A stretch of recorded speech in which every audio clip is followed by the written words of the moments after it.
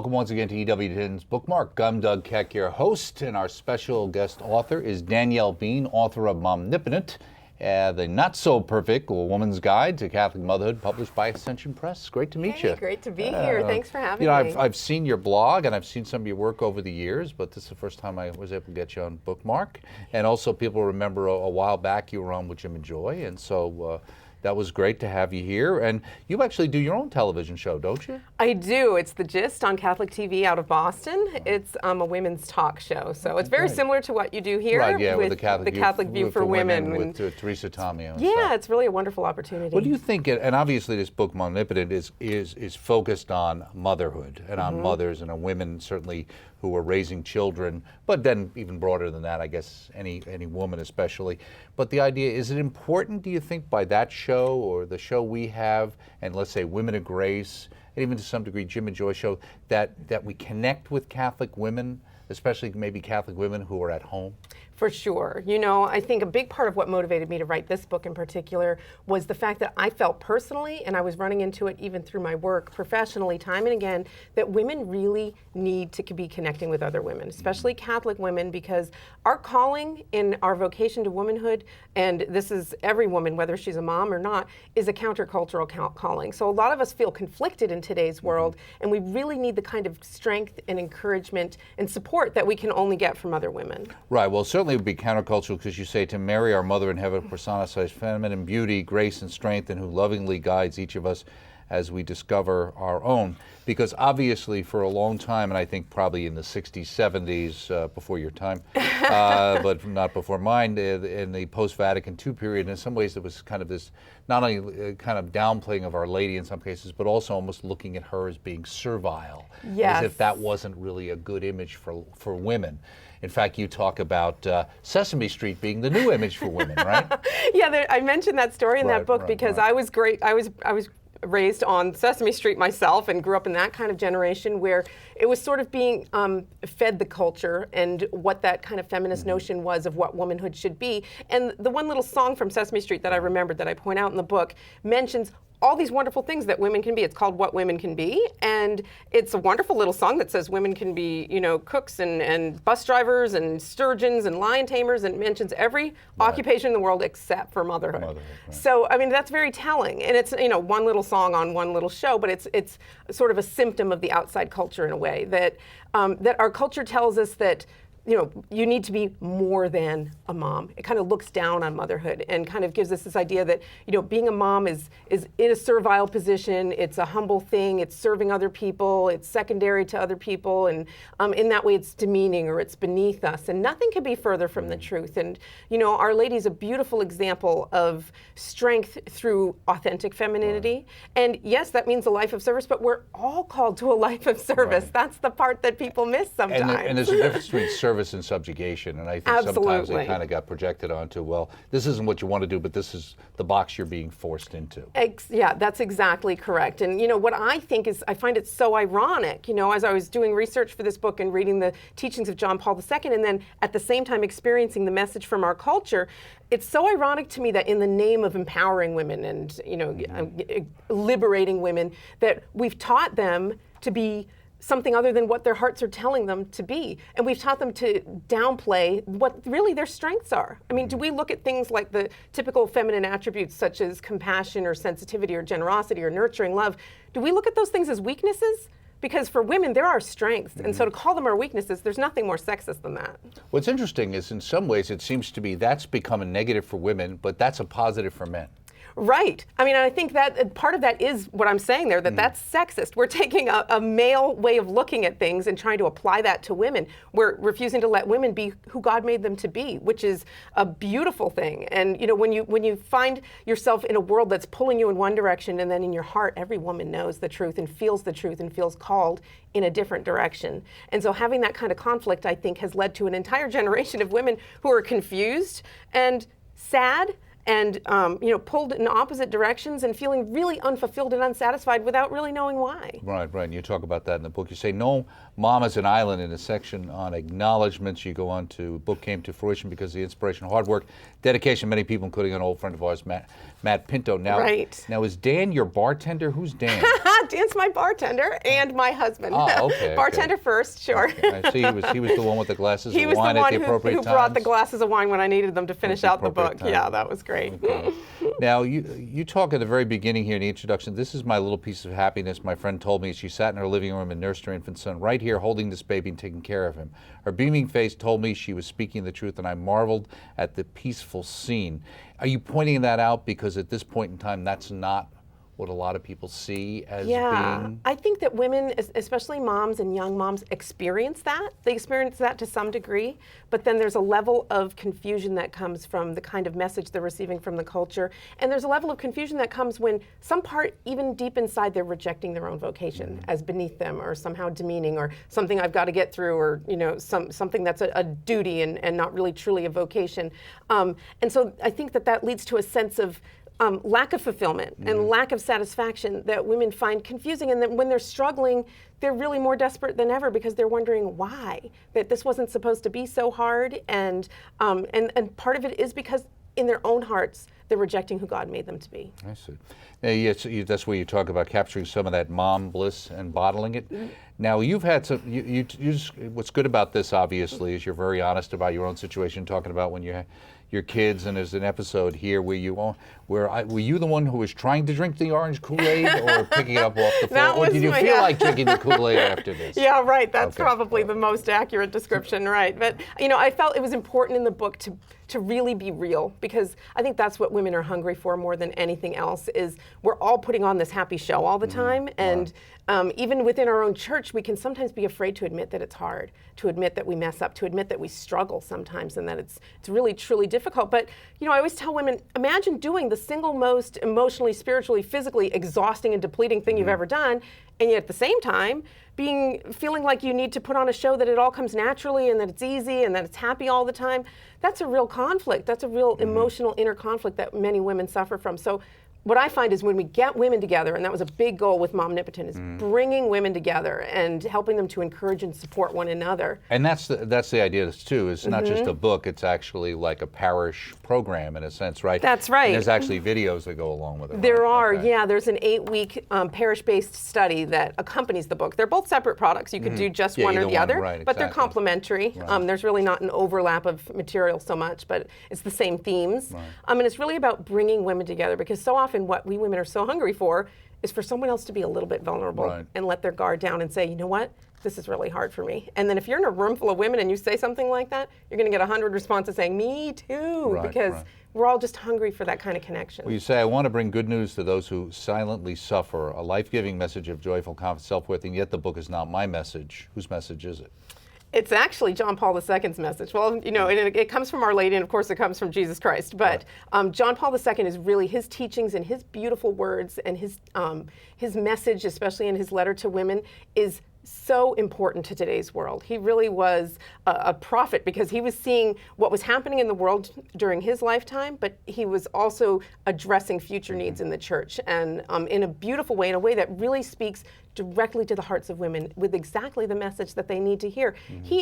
There is no more feminist theology than what John Paul II gives us, that he's really teaching women who they are, who God made them to be, and how dignified and worthy that calling is. We say, why does the church contend that the man be fully aware that in their shared parenthood he owes a special debt to the woman? And you also talk about omnipotence here, and you describe that as a special power that women have. What is that? Yeah, that's a word that I made up, okay? So don't look it up in your dictionary. Did you come up with the name and decide to write a book, or did you start to write the book and come up with that? Yeah, you know what, it kind of came from an old column of mine where I kind of coined that phrase. I just thought it sounded cute. What I was specifically talking about in the column, and what I also talk about in the book, are those strengths that are unique to women, that especially that we're meant to use in our calling to motherhood and all the various ways in which that plays out. But those particular feminine strengths, so that's why, the mom part is speaking to motherhood, but then the potent is talking about our strengths. That these are the gifts that God gave us, with which we're meant to bless our families and our communities and the whole world. John Paul II says the world is hungrier than ever for a woman's touch, because a woman sees with the eyes of the heart. Now, right here you say, and you kind of make the statement, God made every woman to be a mother. Does the boldness of these words make you feel uncomfortable? And of course, and you talk about it later in the book, but it's, you know, people say, well, what about the people they can't have children, you know, are you putting them down? You right, know, it's kind of a politically incorrect thing to say. It's kind of laying a little guilt on there, or I've chose not to do that, why does that make me second rate? What do you mean? Right, and you know, I dared to say those words because John Paul II dared to say those words. He had the audacity to say that every woman's vocation is to motherhood. But what he meant by that wasn't that every woman is called to physically bear children. That's obviously not true in our world, and we see many beautiful vocations lived out without ever biologically bringing forth children. But what he's talking about is that charism that's particular to women, that every woman is called to that kind of self-giving, nurturing, generous love that is expressed through motherhood. You know, someone who's called to the religious life as a sister could be a mom to thousands. I mean, I always think of Mother Teresa of Calcutta as a beautiful example of that kind of life-giving love. And no one embraced authentic femininity better than she did, where she was recognizing the gift that she had in her own person, in her body, physically touching people who no one else would touch. And what a beautiful gift that is to the world, but also to each individual person that she touched in that way. And so women who are mothers are called to be that kind of gift to the world at large, but in a particular way in their own homes and families. Yeah, now you also say, do our lives as mere moms, quote unquote, have dignity? And that's very telling, because that's kind of the way our culture views it these days, right? And they might say to you, well, what do you do? And you say, I'm a mom. Well, I mean, what do you work at? Right. As if being a mom isn't work. Right. It's almost looked at like it's a hobby or something, or it's nice if you have the time and the money for that. You must be you must be in great shape here. So. Yeah, absolutely. And so that's part of the cultural message that we receive, is that motherhood, first of all, can be a hobby. It can be, you know, pushed off until a more convenient time or skipped altogether. But also the fact that it's somehow demeaning and somehow beneath us. You know, one of the examples I use in the book is when Natalie Portman, the Hollywood actress, accepted her Academy Award and had the nerve to say in her acceptance speech, thanking her husband for giving her the greatest role she would ever play, because she was largely pregnant at the time, talking about her motherhood as the greatest job she would ever do. And the world said, what? You know, you're an award-winning Hollywood actress. This is the best thing you're ever going to do, is have a baby. So our world rejects that notion. Not only getting slammed, but slammed by other women. Absolutely, and mostly by other women. You know, men don't even talk about this, but yeah, it was mostly other women saying that's the best thing you're ever going to do. That's the greatest accomplishment. And you know, saying that motherhood is woman's greatest calling isn't to demean or belittle or push aside the great accomplishments women have made in you know, academics and science and arts, but what we're saying is this is where your heart is. This is what God built you for. And to reject the very thing that God built you for, or push it aside as demeaning or beneath you, is going to ultimately come at the expense of your own happiness. Do you think they miss the differentiation between the mere physical act and say, well, anybody can get pregnant and have a kid, with the idea that not everybody can be a mom? Right, because it absolutely is a vocation, you know, and that's something that I think our world misses a lot of the time. And it's a message women need to hear, because the word vocation is really a call to self-giving love, and every human being has a vocation, has that call to self-giving love. Women have that vocation through their maternal gifts, and whether that plays out as a single woman who's a teacher in a classroom and she's nurturing her children in her classroom in that way, or in the medical field, or wherever a woman happens to be, but largely women are answering that call in their own homes and their families, with their own children in their own communities. And you know, and your family life changes. So this book, I think, has a message not just for young moms who are struggling with their motherhood, but also for older moms who are saying, "Who am I now? What am I called to do now?" Because older women still have those maternal gifts, and they're meant to use them and to love their families, but also to reach out into their communities and in their parishes. Their parish, especially, is a great Absolutely. opportunity. We have a series now on grandparents that we did up in Canada to show really you have a great role not only in mentoring your grandkids, who many times you might be minding a lot of the time, inculcate the faith, but also other gifts that can be used inside the parish, etc. Now, when were your glory years, and why did you miss them? Yeah, my glory years. That's a chapter where we talked a little bit about beauty, and obviously our culture gets feminine beauty wrong. You know, besides the opposite, you know, the obvious examples of, you know, pornography and prostitution, and there's just the everyday example of what's on the cover of the magazines in the checkout line. You know, and so in that chapter, I really tried to talk to to women about what our culture teaches us feminine beauty is and what its worth is, which ultimately adds up to your sex appeal, your value as a sex object. But then, compare that to what John Paul II teaches us about the beauty of the female body and the ways in which we physically are meant to be a gift to our world. That John Paul II in Theology of the Body teaches us that our bodies have a message to tell us about what God made us to be. And with women, our bodies are meant to nurture new life. We're meant to accept and nurture new life. And whether that happens physically or not, it's still a truth about who God made us to be. So that, our beauty comes from our physical aspects in a special way, as John Paul II points out, the procreative aspects, and that our bodies are different from men's because of the ways in which we're built to nurture new life and receive new life and be that kind of physical example of self-giving love. Right, and it sounds hackneyed, but the reality is there is something called inner beauty and radiance that comes from someone. Right. More so than the physicality, and especially whether we like it or not as baby boomers and 3 surgeries later, the reality is you get older and you change. Right. The only thing you can hold on to is who you are as a person. That's right. And you know what? We recognize that in other human beings ourselves, because we all can think of somebody we know who's physically attractive and yet nasty on the inside. Right. And then we all can think of, for example, Mother Teresa of Calcutta again, who's a shining, her face just beams and radiates joy, and yet she's never going to be on the cover of Glamour magazine. I remember being in high school, and this girl walked into our class who looked like she was 85 years old, and I was really kind of repulsed. And I got to know her a little bit later, and what she had was her kidneys didn't work. She was on dialysis.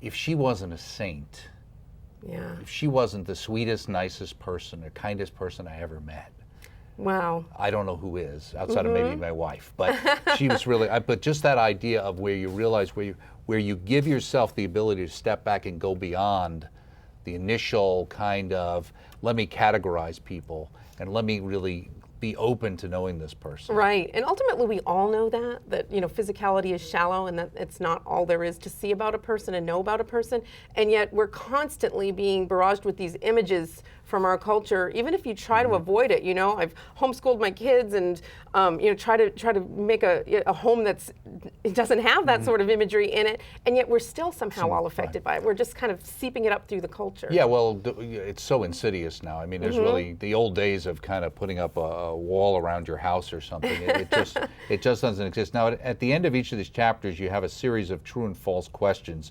The first one's having to do with, are you a material girl? How did you devise these questions, and how did you determine which were the right answers? Yeah, well, I thought of the questions I did like a true false, and each chapter looks at a different feminine strength and the different kinds of struggles that women have, in generally speaking, with regard to that strength. That, I find that women, the gifts that God gives us, we can use them for good, or we can turn them on their head and we can turn them into a weakness, and it's no longer a strength if we're misusing them. So what I did with the quizzes was try to give the reader a chance to self-assess. We don't all struggle with the same things.